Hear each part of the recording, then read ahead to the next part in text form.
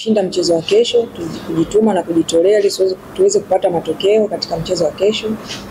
Mechi ya kesho ni moja kati ya malengo ambayo tumejiwekea katika msimu huu kwenye ligi, tuweze kushinda, tuweze kutetea ubingwa wetu. Hii ni ligi. Kwa hiyo katika ligi kila timu ni bora na kila timu imejipanga.